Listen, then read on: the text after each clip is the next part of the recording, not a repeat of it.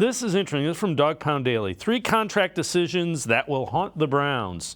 Number 3, reworking Jordan Elliott's deal. They were able to get Elliott a smaller base, but added roughly $1 million in guaranteed money. 2, Denzel Ward getting a premium contract, signed a 5-year, $100.5 million extension in April of 2022. And number 1, Wyatt Teller's extension, agreed to a 4-year, $56.8 million contract extension in November of 2021. Jared, I don't see a problem really with any of them. The $100 million, extension for Denzel Ward is a lot if you're asking him to play a lot of zone. If he comes back and plays really good man coverage, that's a bargain. If you've got a guy that's an elite cover corner, $100 million is not a bad deal.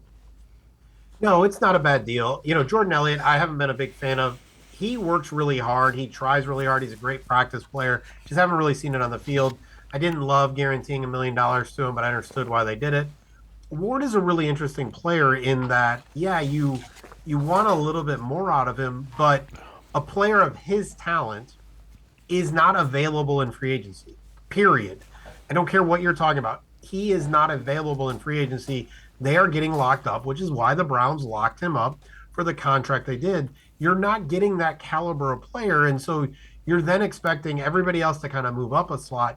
Yes, you might save some money, but cornerback, offensive line, there are a few positions that unless you're getting that, again, Zadarius Smith is a defensive end, on a 1-year contract on a trade from a team that is, it's kind of trying to rework some things.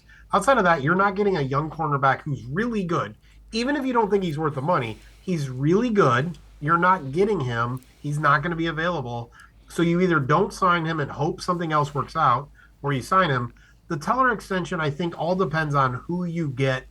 Was last year injury related, or did we start to see some of the limitations, teams starting to understand him, maybe some of those injuries piling up, maybe a little less kind of motivation. Listen, when you sign for $56 million, it's hard to be as motivated to work. And I'm not saying I've heard any of those rumors. Last year wasn't as good, but most of that seems like it's injury. And so I think we're going to be saying different things. Like you said, Ward's now in man coverage.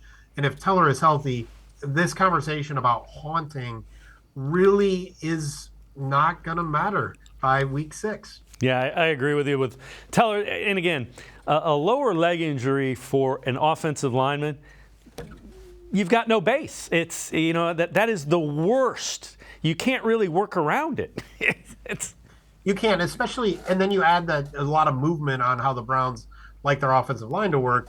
Like, you're trying to move your own 300 pounds, run into another 300-pounder or 260 while on the move as fast as you can and keep the right leverage and hope you don't get rolled up on. I mean, there's just so many things that, again, we're not excusing things. It's just the reality of injuries make it very, very difficult to do a lot of things.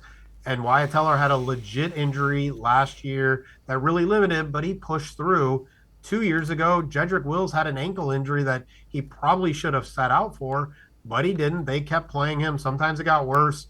And so we just have to respect what is leading to that.